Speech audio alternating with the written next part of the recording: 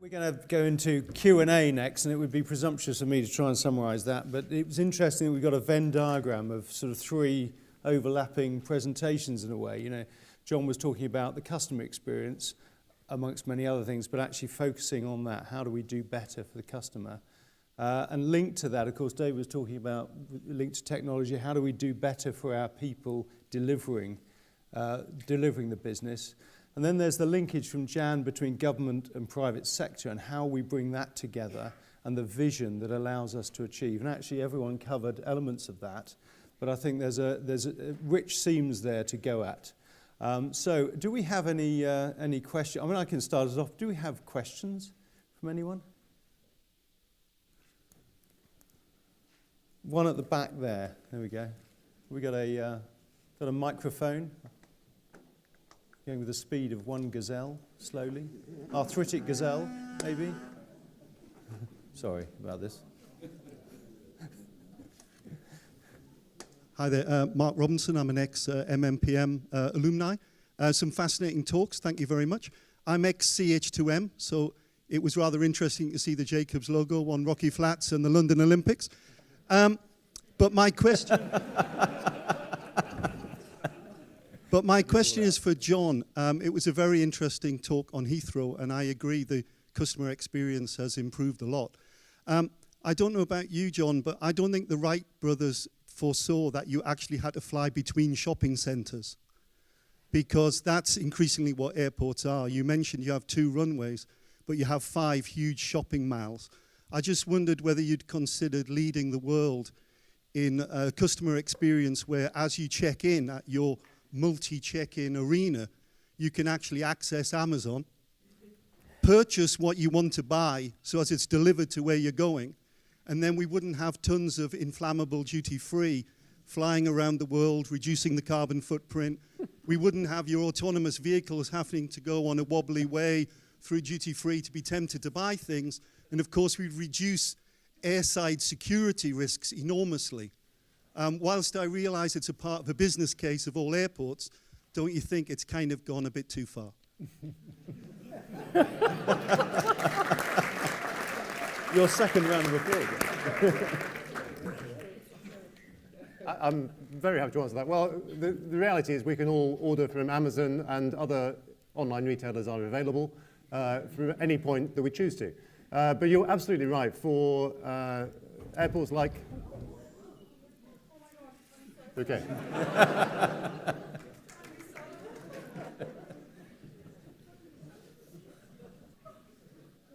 The commercial activities is not just a critical part of paying for an airport, keeping airport charges down.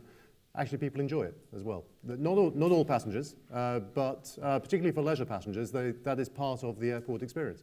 Now, if you walk through Terminal 2, though, what you won't find is having to be forced to walk through a duty-free shop to get to your gate. We designed Terminal 2 around the passenger, making it as quick as possible and as seamless as possible to get from your entry into the airport to your gate. And that's exactly the right thing to do. If people choose to shop or have a cup of coffee while they're there, that's entirely up to them. But nobody's going to force them to do that. And it goes back to my starting point. Our vision is to give passengers the best airport service in the world, and we want happy passengers travelling with their bags on time. We are not a shopping outlet. We are an airport. And that is a fundamental part of the philosophy we at Heathrow have. Other airports may take a different view. They may have different pressures. But we are here to serve the passenger and make sure you catch your flight on time. And I go back to my point. Any business can lose sight of what it is really here for. One of the first things I did when I joined Heathrow 9 years ago was to get rid of cars in the airport. It's a bizarre thing that the first thing that you did when you came through security was to be sold a lottery ticket for a car. The first thing you need when you go through security is to get yourself together, find out where your flight is going from. You're in an orientation zone, you want to decompress, you want to figure out where you're going to go. That is exactly what we do in all of our 4 terminals now, and that's exactly how we designed Terminal 2 to be. Focus on the passenger, and everything else will fall into place. Thank you. Do we have another question? Yes, lady there, stripy top. Thank Thank you. It's Paula Goff here from Arcadis. Loved your base camp idea, David. I wonder if you could share with us what sort of percentage improvements on your construction programs did you set out to achieve, and what did you actually achieve on site? Yeah, so the goal is really the 30% in driving the productivity to have a 30% improvement. The base camp is one part of that, and really it starts to become an ecosystem of solutions. And I think one of the things, the challenges in the industry is if we start measuring the ROI on point solutions and not on the compounding effect of solutions, we run the risk of killing things before they have a chance to be fully deployed. So the base camp is an enabler for what I showed you as the Bechtel production system. The Bechtel production system, which are applications for the builders, are enabled by advanced work packaging and upfront planning that happens in the design and constructability phases. So if you don't do the upfront planning and sequencing intelligently towards how you're going to build and start up and turnover, it's really hard for any of those things to get derived value. We've seen incremental value from all of those things in piece part. It's really when you start to layer them together that we're seeing the 15, 20% improvement, because we have started with how it's going to exist and operate and plan that into execution, and then provided tools to enable the better management of the execution. So the base camp is a piece of, I'll call an ecosystem of solutions, but it is having an effect. And the best indicator that we have seen is when you go out to a job site and say, what do you think of that? And they say, and the builders say, I don't ever want to work on a job without these tools deployed. I don't know what the immediate benefit is, but you're not taking it away from me. And that's a real stamp of significance and a real leading indicator that we're shifting the curve effectively. Thank you, David.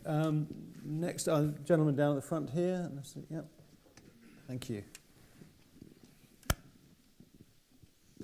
Hello, Kieran Brown from the Berkeley Research Group, and for my sins was research for Retief Ansar. My question's about uncertainty management. There seems to be, master planning and programs of work, but there's huge uncertainty in these programs, and what systematic things can be done to actively manage for uncertainty and flex with uncertainty, because there's no, precision is very, very difficult. But what managerial things, strategic things, systematic things are you doing in your successful programs to manage more effectively for uncertainty? If I can just touch one aspect of that.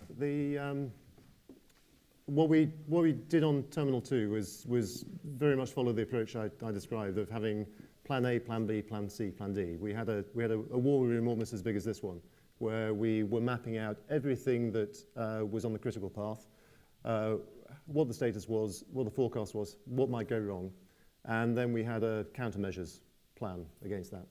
And we chased that down ruthlessly to make sure we were managing all the things that were most important, but also managing the things that could predictably go wrong. And it got down to the level of detail that, because we knew with Terminal 2 opening, because of the Terminal 5 opening, the world's media would be there to see what would go wrong. On opening day, the world's media were there, and the only thing they could find that went wrong was that one of the payphones in arrivals was not working. But we had a person standing next to it with a mobile phone, just in case anyone needed to use that phone. That was the level of detail that we had to get into to avoid anything going wrong. And I think it gets into that level of detailed planning. And it goes right back to Jan's point. The time you spend doing that planning up front is never wasted. But we are all in an urgency to get on and make things happen. And very often we do it before we've even realized or figured out what it is we're trying to achieve, what the end goal is. And because many people who get involved in these kind of projects are complete finishers. They just want to get on. But what we need are the planners. If I could just add to that, it absolutely is a very well thought out and articulated set of priorities from the client, whomever the client is, day one, unwavering, into the tender documents, into the contract documents, and then flowed all the way through. And to the point of planning and upfront, there are so many programs we have. It's an inherent issue where everybody wants to do ready, fire, aim. I mean, literally, they want, you know, you guys have been hired. Why hasn't a shovel been put into the ground? It's been a week, okay? Well, at that point in time, on even the most modest size program, the key personnel of the delivery partner or program manager, whatever title you want to give them, and the owner have probably not sat down enough yet to really understand how they're going to talk to each other, how they're going to interface around decisions, what's the cadence of decision making going to be, and what are the boundary conditions around that. So if I had to add to what John just said, this whole issue around getting ourselves together from a governance perspective is hugely important, because what we have seen time and time again is people will believe they're making progress only to find themselves somewhere down the road where they end up in a complete stop.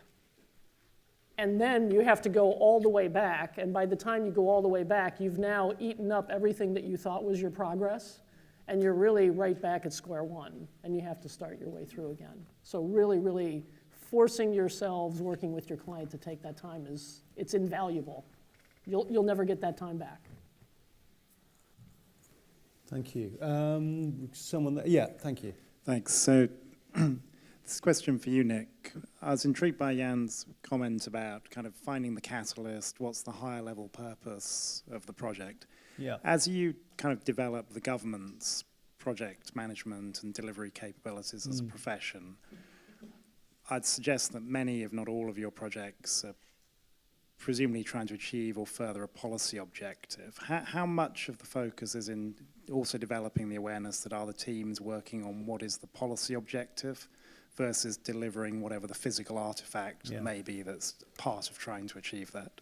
It's a really good question, because we recognise that policy that can't be delivered is bad policy. It's almost as simple as that. So one of the things we're looking at is, you know, this is a team sport. So if you leave it just to the program project professionals, then we've got it wrong, because actually I talked about initiating projects effectively.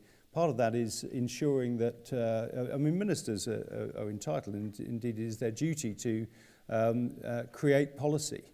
But it is also, should be their duty to make sure it can be delivered. So what we're looking at is trying to change the culture so that we're not constrained by an artificial date, for example. So if you look at some of our programs and projects in government, they've had very tight timeframes or a scope that couldn't be delivered. And what we're looking to do now is to change the dynamic there so that the deliverability is understood up front. And part of that is, I mentioned the MPLA. Well, there's something called the Orchestrating Major Projects Programme, which is for Directors General. So they're the executives who interface into the Permanent Secretary. And we've put nearly 30 of those through the Orchestrating Major Projects Programme at Oxford already. We've got another cohort coming up in June. We hope up to 20 will come through. That's making a huge difference already. And then we're talking to ministers as well. Public Accounts Committee wants us to do that, because we cannot do this as professionals on our own. We have to do this. And it's back to Jan's point about, you know, not sticking the shovel in the ground before you know what you're doing. Making sure you've got teams that are used to working together. So, very good question. It's what we're on now, we're working towards now. Actually, Liesl, who's doing what I'm doing now a little bit later on, is one of the mentors on the OMP as well. And I've sat and listened to a lot of it. It's really good stuff, but it's taking a bit of time. We don't have much time. We've got to get on with it, especially at the moment with what's going on nationally and internationally.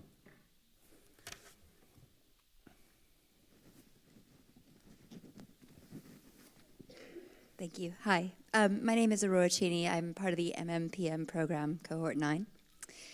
Jan, this question's for you.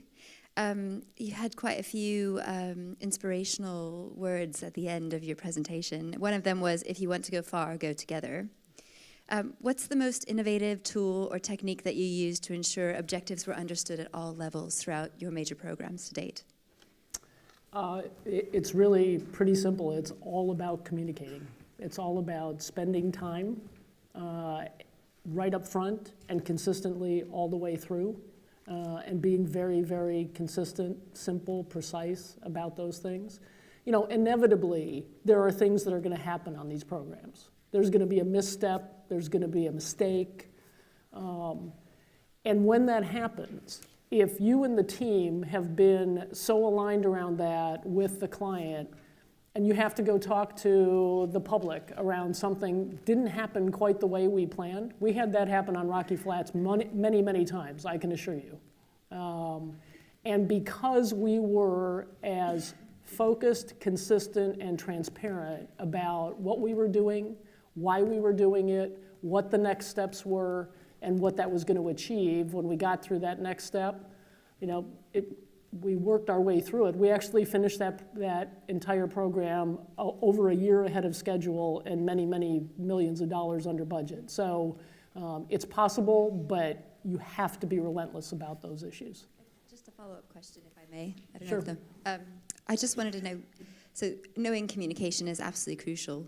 How did you cascade those messages day in, day out?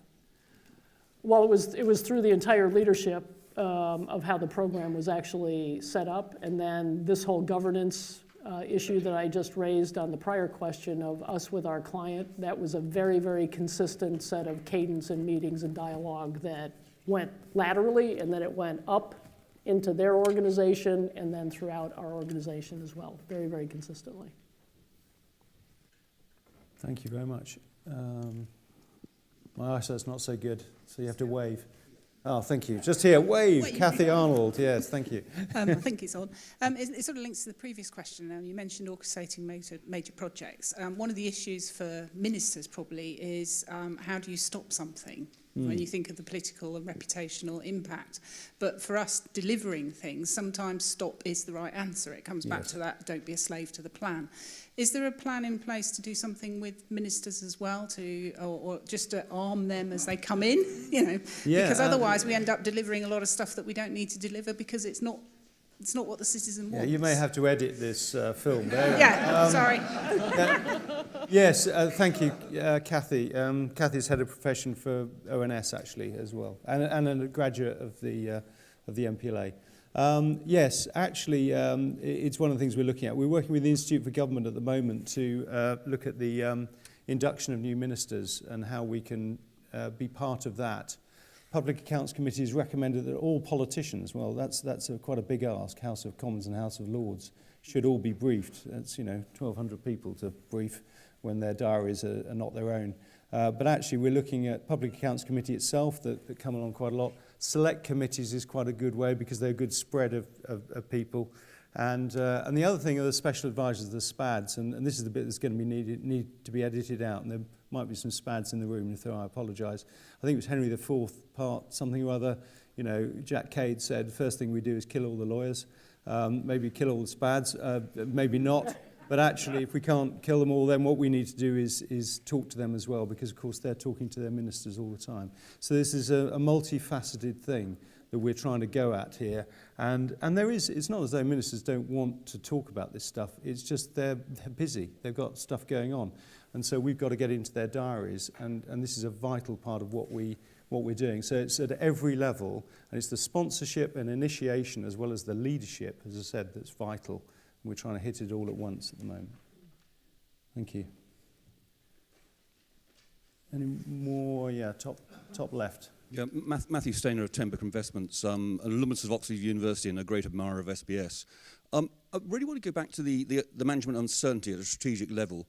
And I suppose the question is really what specific steps can be taken if you get the following situation where the system that has been designed works perfectly for current circumstances or circumstances which have been foreseen, but which may become quite brittle and less than fully flexible over the passage of time, and critically when major contracts are actually already in place. Thank you. Would anyone like to venture into that territory? Well, if I can touch on one aspect of that, which is about the management of change, and what you'll know, nobody wants to have change in a program, and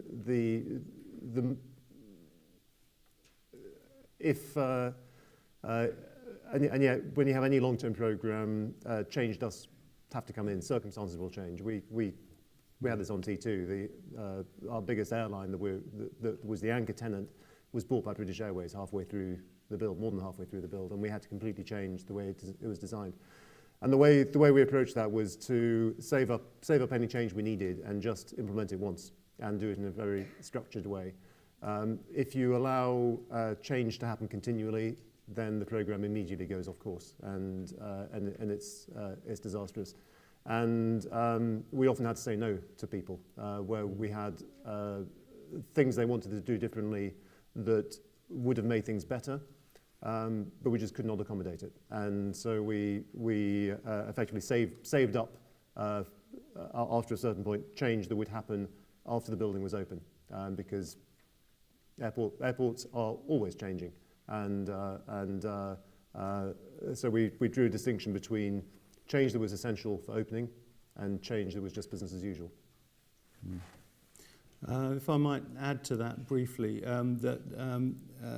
actually looking at the duration of some of these programs and projects, particularly transformational programs where you're changing, in the case of the government, the outcome for the citizen, so universal credit or courts reform, any of these big programs, technology changes during the life of it, politics changes during the life of it, and to use the A word, agile, actually comes in. Maybe not for the whole thing, but you've got to be able to build in a certain amount of flexibility. Now that's really difficult to do, which is why at the outset, setting absolutely fixed milestones that you are going to die in a ditch over is not helpful. So there's a balance there, but actually there's some kind of flexibility is really important, but difficult to achieve. So I'm not saying it's an easy answer, but I think, we've got to think about that at the outset before we get in. It's slightly different with big infrastructure programs and projects, although not totally, but the transformation, really difficult to do. Sorry, someone on the left here. My name is Obed. I'm a graduate of the MMPM project. Mm-hmm. My question is for David. I know you have some clients in the oil and gas where I work. How have you been able to manage the frustration around implementing innovation and technology in oil and gas for most of your clients? Yes, it kind of gets back to what as Jan said, it really is a partnership. And so finding the right footing to partner with owner-operators and customers to start that relationship around innovation. A lot of what we do on a direct hire is within our span of control, and that's fairly easy and direct. But when you start talking about data-centric, and this is really where I think it creates an interesting industry challenge, where if every owner-operator defines their own data standard, that really makes it tough for the industry to optimize around a data-centric execution model. So if we all have to adapt for every customer to a different data standard, we as an industry aren't going to see the benefit of efficiency that we expect from going digital. And so I think working with the industry, working with a community of customers to start to define that and what that is will allow us to all see the benefit that we expect. Now, one of the ways that we're approaching that, just to get more comfortable with collaboration, because it's not always, when you have competitors, when you have customers, that comfort level isn't always there. We've said we want to tackle safety, sustainability, diversity, inclusivity, without any regard for IP. We want to participate in roundtables. We want to move the industry forward because those are values to us and they're positive for the industry, but they're also a gateway to figure out how to collaborate in this new model and in this new future that we're all going to be a part of. And so we look at those as stepping stones to show how do we collaborate more effectively and not at arm's length to drive productivity and execution forward. Thank you very much. I think our time is up. I'm sorry. That was a bit sharp. I saw the gentleman there very disappointed. But otherwise, the gentleman over there is going to execute me on the spot. But can I say thank you? Please. Thank you very much, gentlemen. For outstanding.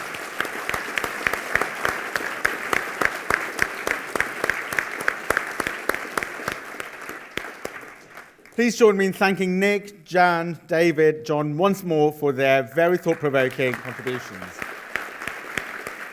Thank you.